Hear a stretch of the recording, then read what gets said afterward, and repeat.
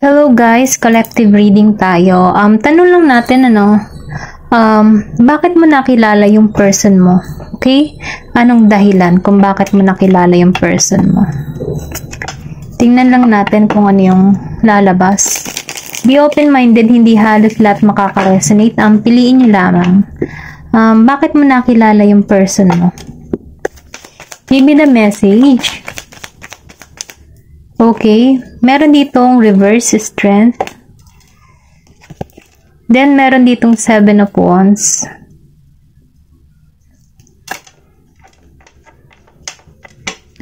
Give me the message for collective, please. Excuse me. King of Wands. Meron kang person, Aries, Leo, Sagittarius. Okay. Then, meron ding Leo. Malakas ng Leo. Meron din ditong Gemini, Aquarius, and Libra. Okay. Give me the message.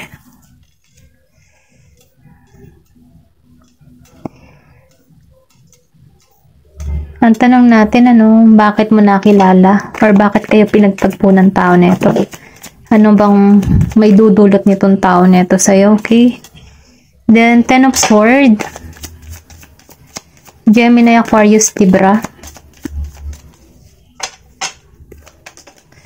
Okay, meron dito the Chariot, okay. Then, 4 of Cups, reverse. The Knight of Cups, reverse. Bottom of the deck, Knight of Wands, upright. Nakikitaan ko dito, kaya mo nakilala tong tao nito. Sabihin natin na lesson, kumbaga, nagkaroon ka ng lesson sa tao nito. Maybe para makilala mo muli yung sarili mo, or pwede rin sabihin para ma-develop mo or para mag-grow ka bilang isang individual, Kasi nakikita ko rin dito kasi strength reverse. Kumbaga, ito yung tipo ng tao na kinuha niya lahat ng lakas mo, Kumbaga, na-drain ka dito sa tao nito, pinagbuhusan mo ng attention, ng pansin, Kumbaga, nakikita ko rin kasi dito na dumating tong taong ito para gisingin ka, okay? Para magkaroon ka ng awakening dito sa nangyayari sa'yo. Para makilala mo or para ma-develop mo yung sarili mo, Ito lang yung nakikita ko. Kasi nakikita ko rin dito before, na maybe may pangyayari sa iyo na sobrang down ka, or pwede rin sabihin na wala kang lakas ng loob, So, ngayon itong tao nito, kumbaga, nagbigay ng kumbaga, na-trigger ka dito Kumbaga, na-challenge ka, Kumbaga, ang nangyari sa inyo, nagkaroon ng challenge dito, na kung saan, ipinakikita sa'yo na kailangan mo mag-put ng boundary sa'yo, Kumbaga, tinuturuan ka dito, na limitasyonan mo yung sarili mo, or pwede rin sabihin na itong taong ito ay nakatulong para sa'yo, para pahalagahan mo yung sarili mo, okay? Kasi nakikita ko dito, na may pagka-weak, Maybe madali kang, kumbaga, emotional ka, Kumbaga, pagdating sa larangan ng pag-ibig, madali kang matangay, or pwede rin sabihin na madali kang ma-attach sa tao. So, ngayon dumating tong tao na ito para matuto ka kung paano mo pahalagahan yung sarili mo, kung paano mo makita yung peace of mind mo, or kung paano mo, mabuksan yung kaisipan mo, I mean. Ayun na yung nakikita ko. Nakikita ko rin kasi dito, na andun ka ngayon sa healing, or pwede rin sabihin na dumating tong tao na ito para magkaroon ka ng healing, okay? Kumbaga, para ma-heal mo yung mga masasakit na nangyari sa iyo in the past, or pwede rin sabihin na siya rin yung paraan para ma-develop mo yung sariling, or sabihin natin na yung kakayahan mo, or mailabas mo yung talento mo, Kasi nakikita ko dito na may pagka-spiritual May pagka-healing, okay? Ayun nakikita ko. I think meron ditong na-trigger or para ma-develop sa'yo, okay? Kasi, kung makikita mo dito sa strength reverse, then lumabas tong 7 of Wands, kumbaga, mahina Then, dumating sa point na nakita mo yung halaga mo. Nakita mo kung paano lagyan ng boundary yung sarili mo.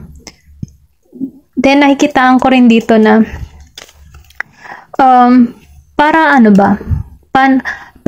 kumbaga itong taong ito ay nagturo din sa'yo, no? Para maging mas matatag ka kaysa sa kahapon, Kumbaga, siya din yung nagsilbi sa yung katapangan mo, no? Kasi lumabas si Knight of Wands Kumbaga, natuto ka ditong tumayo mag-isa. Natuto kang sabihin natin na makita muli yung halaga mo, no? Natuto kang bumangon, okay? Kasi kung makikita mo dito, punong-puno ka ng pag-asa Kumbaga, minulat ka sa katotohanan na kailangan ng alisan, okay? Kailangan ng alisan yung mga masasakit na pangyayari dumating sa buhay mo. Kasi kung makikita mo dito, no, ang dami mong dinanas, ang dami mong hinagpis, kumbaga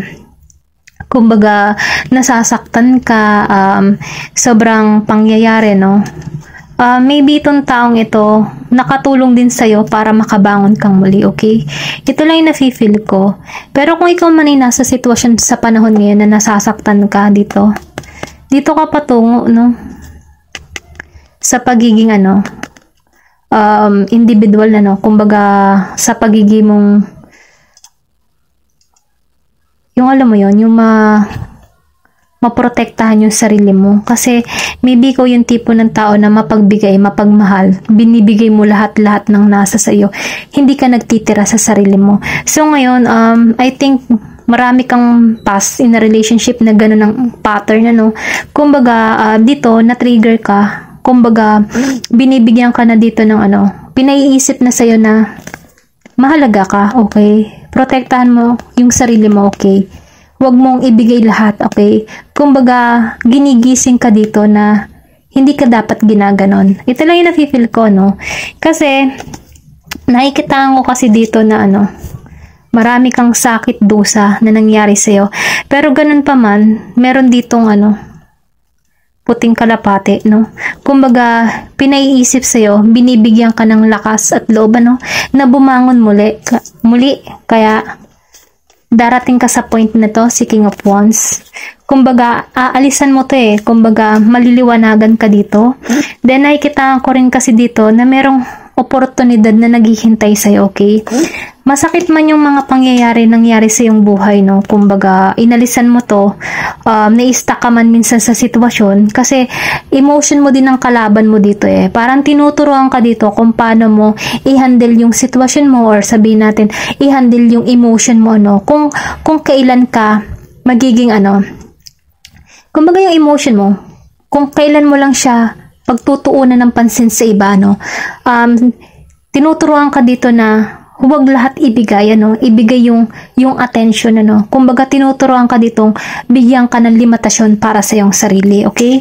Kasi, meron ako nakikita dito na may parating na offer para sa iyo, Kumbaga, yung person mo kasi, siya yung tipo ng tao na kabaliktaran sa mga ninanais mo, or sabihin natin, hindi siya kasi romantic, hindi siya responsibilidad, Kumbaga, may pagka-selfish yung tao nito. Kumbaga, lang siya mahilig pa sa explore, marami pa siyang gustong mangyari, may pagka-childish, ganun, may pagkabata pa yung energy na tong tao na ito.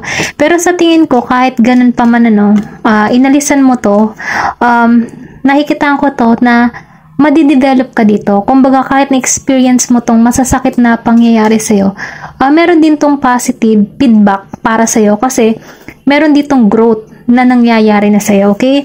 Then, nakikita ko dito, once na nalampasan mo to, or sabihin natin na alisan mo to, kasi dito ka papunta magpuput ka ng boundaries, aalagaan mo na yung sarili mo, self-care ka, iingatan mo na yung sarili mo, andun ka sa peace of mind, dito ka kasi papunta. Then, may offer na parating sa'yo, okay? Then, nakikitaan ko rin kasi na itong offer na ito ay mabilis.